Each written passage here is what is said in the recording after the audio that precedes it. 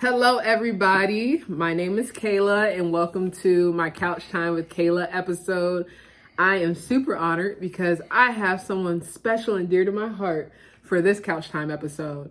And this is my Uncle Peter. Are you smiling? Do you actually show some teeth? Yeah. Yeah, okay. So I'm going to allow my uncle just to introduce himself, just to tell the people that are listening a little bit more about you, when you served, where you're from, and just anything you want to Name's share. Peter J. Forbes Jr., Tampa, Florida.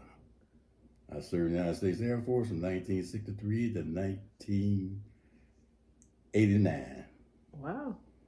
Retired as a Master Sergeant. My entire career was out of the 26 years, 24 years spent flying, 2 years as a mechanic. Again, in the United States Air Force. Okay. That's it. Is there anything I missed? No, any awards that you got while you were either before, after, during? Plenty of awards. President's citations, Just good behavior, 9 air medals, just 9. 1 in combat, Okay. and the highest of them all, Distinguished Flying Cross for Valor. Wow. Okay. So you see, we're dealing with Black history here. I got Black history in my family, in my blood. So I'm super excited to talk more about it. So what led to you joining the Air Force? Well, we had a cousin that was the son of my mother's sister who was in the Air Force. And I spent a lot of time around him when he came back from overseas and was stationed at MacDill.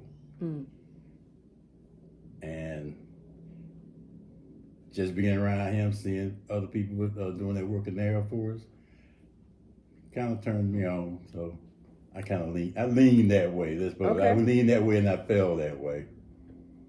And then again, about that time, Vietnam was going kind of undercover for a minute, and then it started to escalate. And I really didn't have any desire to be shot at like that on the ground. So I thought the Air Force was a lot safer place for me to go. Little did I know that I would still be shot at even in an airplane. Oh, wow. But I still view my chances better there. Right. So that's why you picked the Air Force over like the Army or anything. Well, yeah. Okay. For one thing, Air Force requires you to be better educated than the other services. Okay. Except for the Navy. They were the only 2 branches of service that required you to have a high school diploma. So. Yeah. So how did you, I'm curious, as a young Black man at that time, because you were younger, right, when you enlisted, right? Yes. Yeah. So at that time, how did you feel about serving our country, protecting our country when, there was a lot of racism, explicit racism at the time? Well, I was never really exposed to racism that I was aware of on a grand scale until the late 60s, well, early 60s, I should say, when they had the first demonstrations there in North Carolina from students North Carolina A&T. They did one of the first boycotts at the lunch counter thing.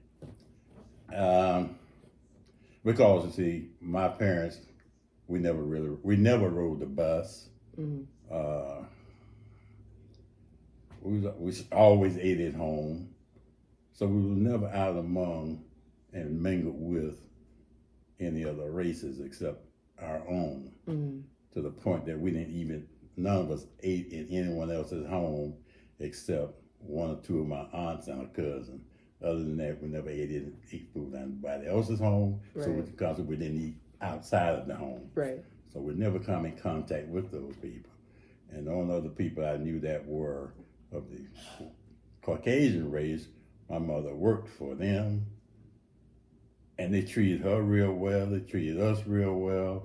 So I didn't have any negative input from them. So I was okay. Right. Until I had been in the service about 6 months. On the very weekend, that John F. Kennedy was killed, assassinated. Mm-hmm. I was in North Carolina. Had been there about one day, and me and two guys that I'd been with since basic training, white guys, we were all stationed in the same place. We got there at the same time in Fayetteville, North Carolina. Went to eat, and first thing the lady told me, we don't serve niggers. Mm-hmm. I'd never been called a nigger before. So I was trying to process that. Right. So I sat there, the manager came. He was a little nicer. He said, we don't serve colors. I said, okay. So I got him, left the two white guys there where they were, went on by my business and never gave him another thought, but I had a bad feeling about myself, a bad feeling at that time. Yeah. And then all the other things that started happening around the world, I became a little militant, and that kind of got me in a lot of trouble a couple of times. So. You said a little militant? Yeah, I went militant. Okay, we'll leave it there. Yeah. Okay. I probably still right. get arrested for some of that stuff. Look, hey, I'm not gonna say anything. I get the message. So that was like your first like experience. Then. That was my very first experience. Okay. My second experience happened on the air base, and a guy called us a bunch of N-words. Mm-hmm. We hunted him down and whooped him. Mm. So from that point on, yeah, you even made your mouth even look like you were going to say it. Yeah. You had a problem with me. Right. I even lost a stripe one time because somebody called me the N-word. Mm-hmm. But eventually I got it back. Right. No sooner I got it back, I got in a little trouble after I got back here to the States. Right. But I got it was all taken care of real. You handled it. Yeah. Yeah. That's a little bit actually, I don't know if you knew this, I do a lot of studying on like racial trauma and like the things that you're talking about, like racism. The idea that anyone even fixes their mouth to say the N-word, you're already ready to fight, you're ready to like defend yourself. And that's a lot of the stuff that I study, you know, that I try to work with Black people on, is because it is traumatic in that experience. It's dehumanizing. So I'm curious to know, like, what was the climate like? Because you're going into Vietnam, right? And you're living in America, you know. So what was the climate like over there where you were fighting for America, then coming back, and then having these racist incidents? Well, over there, being in the flying game, I had to work with minimum 5 other white people. There was 6 people to the crew. I was only Black on the crew. There was 4 officers and 2 enlisted. And I was an enlisted, and one of the other guys was an enlisted, and the other officers, other people were white. Now, it takes that many people to fly an airplane. So you can't afford to tick off any one person. Right. So everybody was pretty much, while you were out there, as one. When you got back to home base, landed, put the airplane to bed, everybody went their separate ways. Now, me and the other white guy, we would go our separate ways because we were enlisted. So that's a built-in segregation right there. And that's always been in the military, just as it is in the corporate world. The haves and have-nots, and all the have-nots are over here. You got no haves. Everybody's a have-not on this side.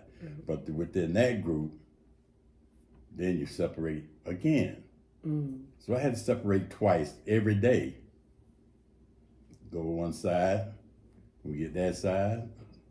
Most of the white guys went one way, most of the Black guys went another way, until you came back together again to do one job. But most of the guys, as far as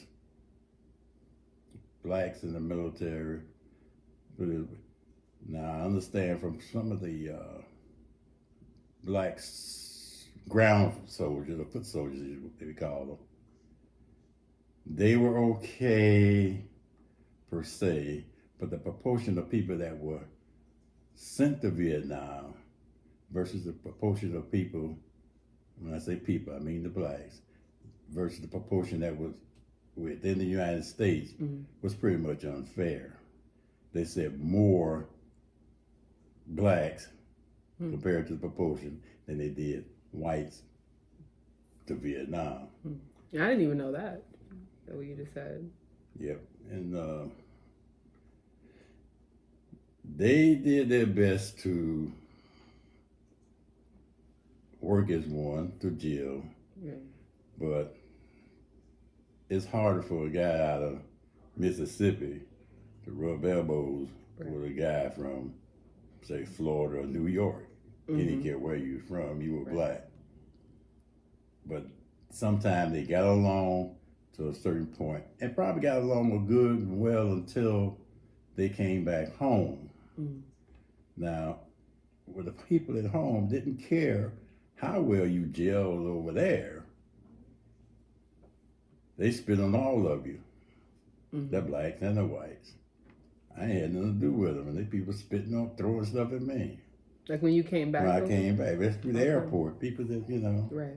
Yeah, those kind of people. So if you got to safety, and again, that was another thing that stirred my militancy. Right. Being signaled out like that. Right. So especially after you just been going through everything. I did all that. Right. You're right. Right. So that makes you mad. I think that's valid. It was. I thought so too. Right. Because I lost the strike. But, right. I wasn't happy with it, but I understood it, and that's the way I was, and that's the way I continue to be. I learned to control it better now, and learned to do it in another fashion. Right. But I still got that. I'm too old to fight now, so I'd rather pull my 357 on you. Right. So, I mean, but that's when you think about, because we, or even right before we did the video, you heard, therapist, PTSD, and we're not going to talk about, that, but I just imagine just war itself, taking everything aside, is already scary enough. Like you said, you're getting shot at. And so how do you cope, with all the things that you just talked about and coming back over to America after fighting? How did you cope through that? Well, again, that's for a while I didn't. Right. And so I got in trouble a few times, then I learned to manage it. About that time, the military had equal opportunities. They had people you can go to and say, well, I feel I'm being discriminated against, and they would investigate. Now, how much they did is another story. Right. But they did do it. But underneath the table, you were still being discriminated against. For instance, if I went to the VA and said, this is a problem that I'm having, they would say, well, okay, yeah, and they'll kind of brush you off. A white guy come and got it, same thing. They take care of him, they give him so much disability, and they were discriminating against people that way within the medical system. Right. So you couldn't even get like those services. You couldn't get the services that you needed or wanted. And a lot of guys with PSTD, and they even looked over some of the white guys, but the more proportional was the black guys. Yeah. They got the real dirty tricks pulled on. Right. So, but then at one point, blacks actually had to almost form their own separate, what do you call them, representative stage. where people had to represent you with the VA, do your paperwork, and it was almost to the point there was a black fashion and a white fashion. And somebody had to mostly fight for you or take you through the appeals process and just to get your benefits. So, but then again, some of the white guys had the same problem, but nothing like a lot of the black guys. Right. So when you look at statistics, it was definitely disproportionate. Disproportionate, greatly disproportionate. Yeah. Did you ever have to go through that where you had somebody that represent you to get that far, or did that not happen? Yeah, I had a black guy do that to me. Oh, okay. Like he was the one who was. He was just lazy. Okay. Okay. That was his major problem, but it did happen. It took me almost 4 years to get the benefits of medical and so forth that I deserved, and I had to get it done by a white guy eventually. Right. But that wasn't the norm. The norm was you had to keep going, keep fighting, and keep going, and keep fighting, and keep fighting, just to get them to process you. On top of fighting. On top of having to do the fight, yeah. Yeah, that sounds very stressful, Uncle Pete. It is. And I'm curious to know, how did you even like relieve stress? I know you said like you were militant, but I'm curious to just know, because when I see you now, you just seem pretty laid back and relaxed, and I'm curious to know how you got there. Kind of went back to my roots. Okay. I was that way before.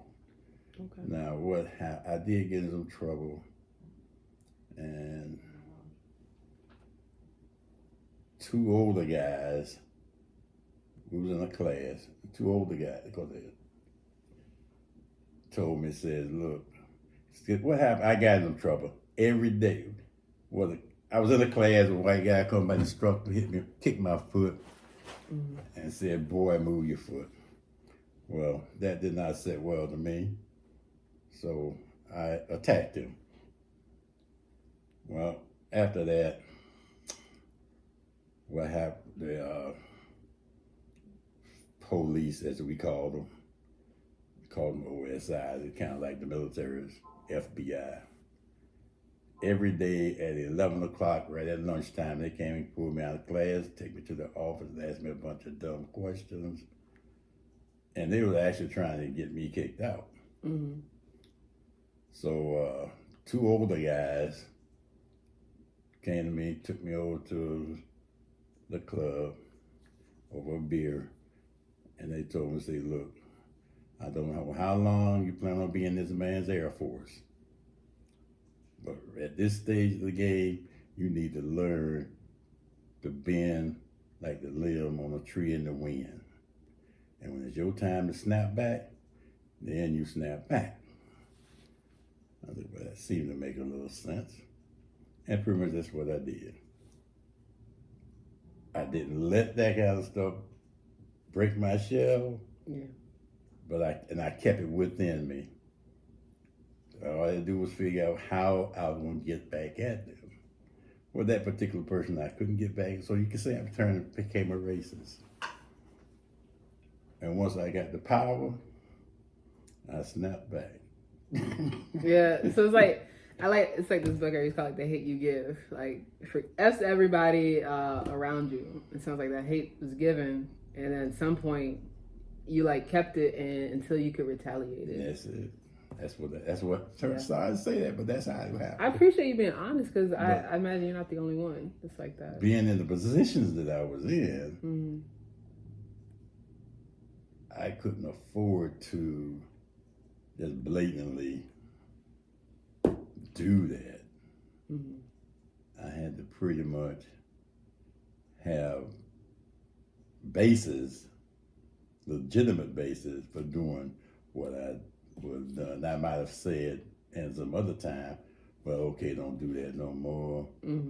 Or I might even warn you once or twice, but if 3 times, I'm not gonna give it much thought. You're behind the grass. I'm gonna snap. Yeah. So that's how I worked it, you know. Now the people that worked for me, I had a good relationship with them. Now, what they did when they was by themselves, what they said about me when they was by themselves, don't know, care less. But I had that respect when they hit that door 8 o'clock in the morning.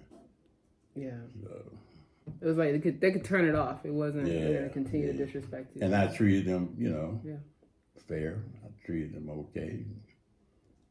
We never really had too many problems. I did have one guy assume that I was being prejudiced. He went to my boss, who was white, and he told him, say, Sergeant Ford was being prejudiced. He said, "Nah, I don't believe that." Well, what you don't know is, at one point, I was snapping back. But he finally got over it, and it worked out for him in the long run. Even got him a medal at the end. So, it's just those things.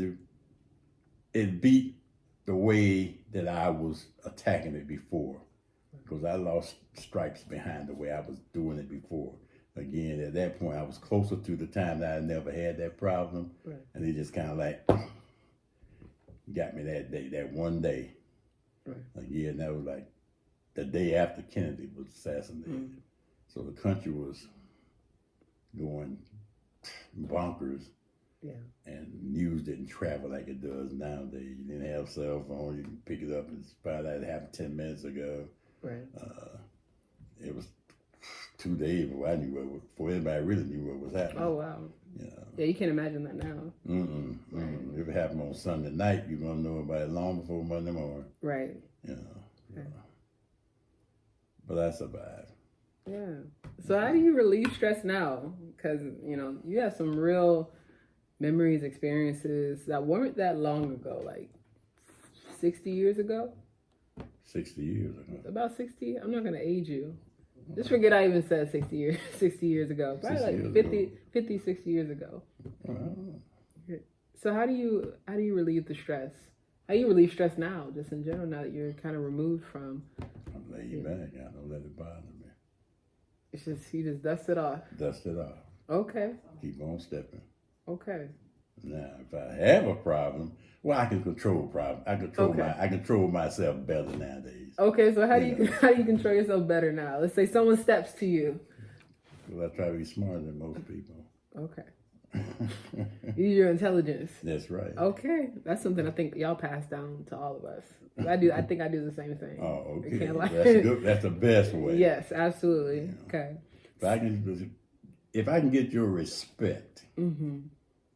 If I say, now you can tell me a lot of different things, but if I know better, after I listen to you, I'm gonna try to straighten you out.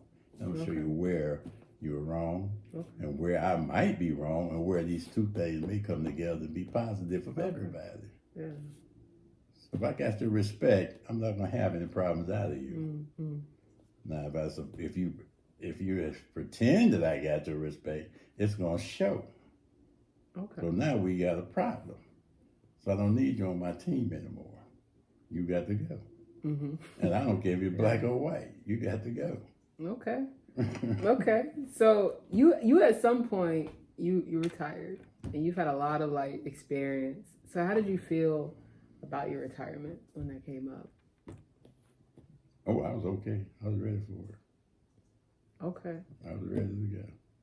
Because by that time the Israeli war broke. With the Israeli war, the Saudi Arabia thing. I did not need another one of those. So I was good to go. Okay. Went back to school, got my degree,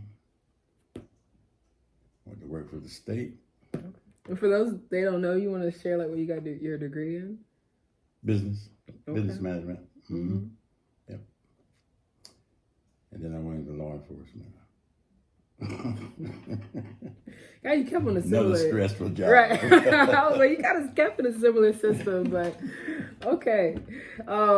So any other memories that you remember from your time just serving that you look back on and you're like, I'm always going to remember this, whether it be one that sticks with you or one that you're just like, that brings you joy? While I was in service? No. Just On that, the biggest thing I enjoyed was travel. I didn't have any. I never really had a visible or known I had any racial problems that I was aware of that may have been behind my back, or it may have been a system thing, right. Which it's still that's still there. Right. You just have to learn how to get around it. Right. In fact, I enjoyed my time in the service. Okay. Yeah. So you guys are travel. You're noticing all those pieces. Yeah. Yeah. And I like how you say like that you were aware of, because you're right. Sometimes it's like you just breathe in the system, not necessarily knowing like it's happening at that time. Like you talked about the disproportion of like you trying to get VA services and someone else, like those things were happening, but no one's like explicitly calling you racist names and things like that. Yeah, see, I guess after that, nobody, I guess pretty much. I've never actually got a call a racist name since 1964. Okay. That I heard. Right. I take that back. Might have been 66 when I had a problem with this instructor. But that was about the last time I had that problem. Okay.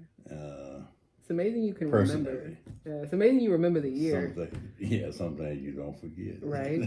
Exactly right. Okay. So knowing that clearly is different, right? Than I would hope it's your experience that you had is different, where people come back and they don't feel like they have to go their separate ways and they can't like interconnect with each other.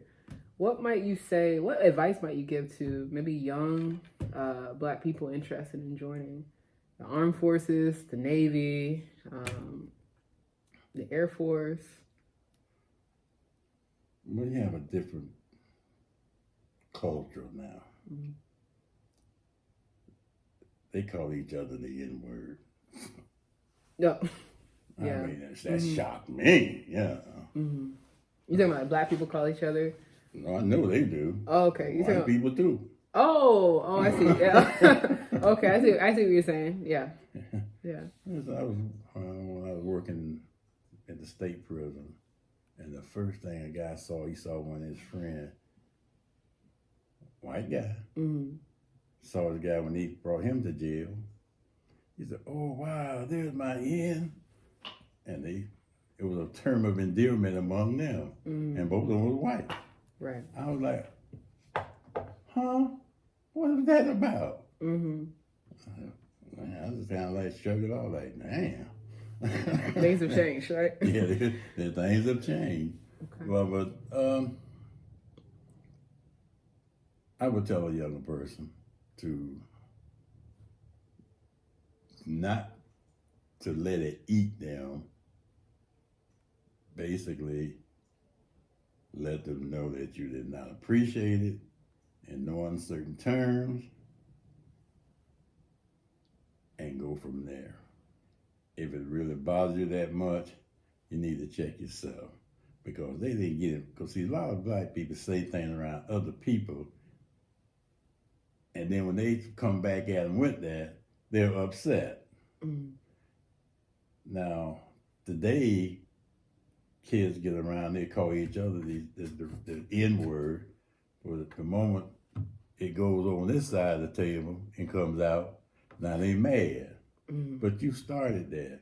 You let them hear you act that way, and they think it's okay. They don't know any better. Now maybe Mississippi they might, but Tennessee, but certain places, right? They might. Yeah, other places they may not understand it. And it's how you carry yourself. It's how you carry yourself. How you react to stress. You got to be able to lock it down. Don't let it get the best of you.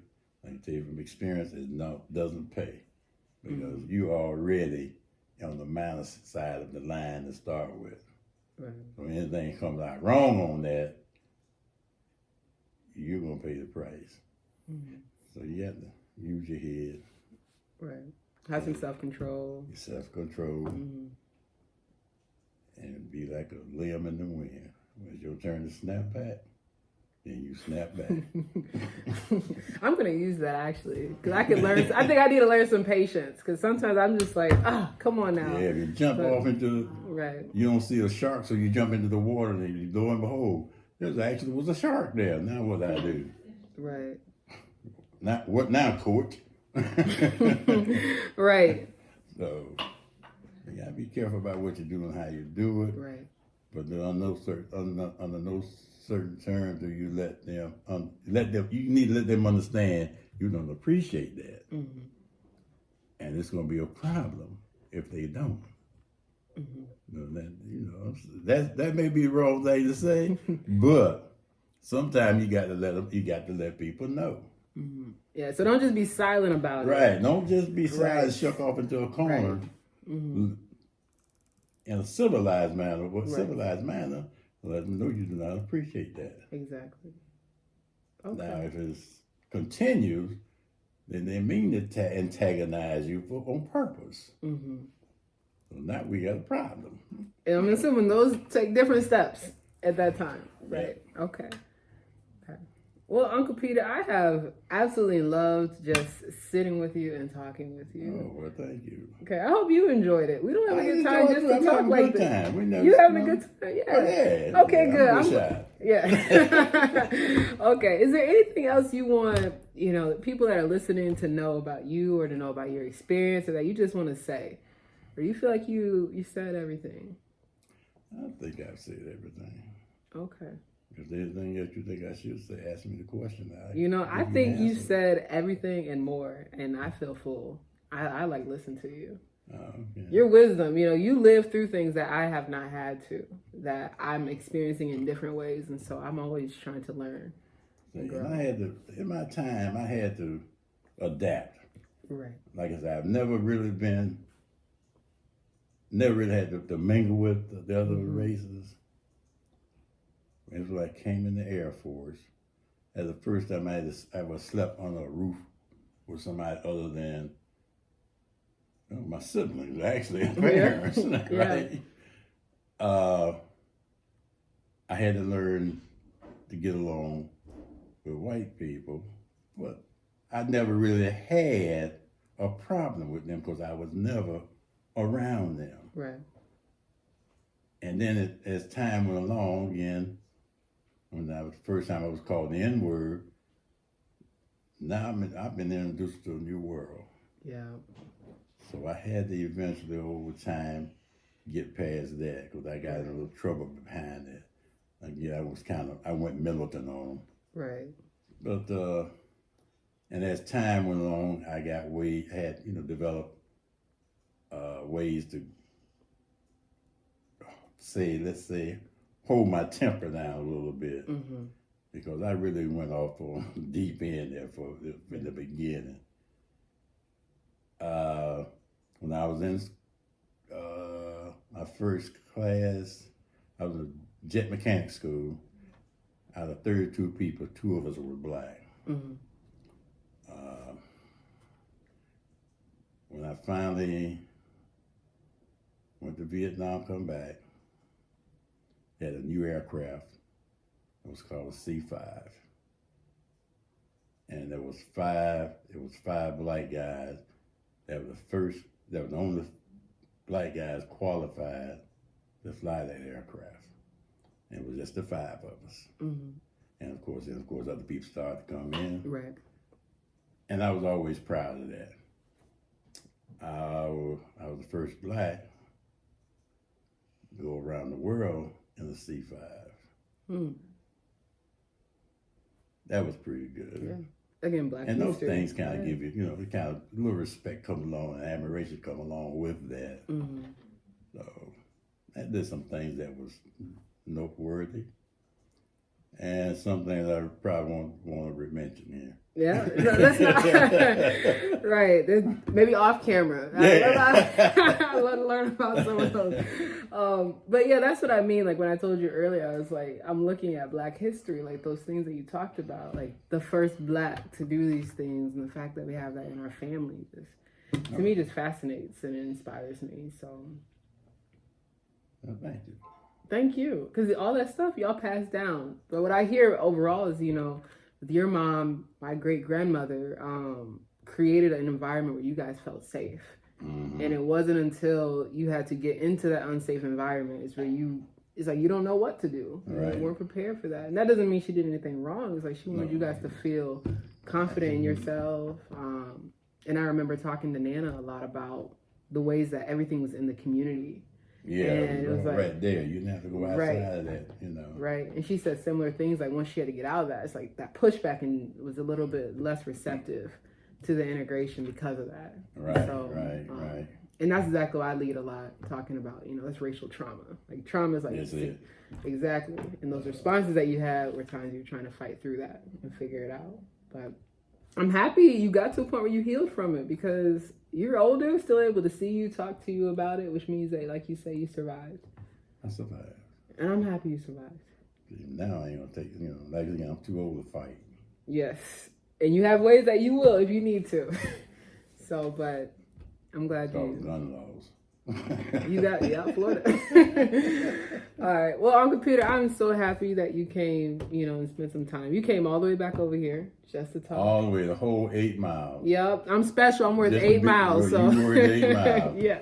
Well, you were at 10, but down, it's only 8. So okay. I'm good with that. 8 is a good number. Still got 2 to go. What's it? 8 is the number of completion, correct? Right. So again, you guys got to hear from someone really special. If you want to hear more content, always subscribe. But thank you for listening. All right.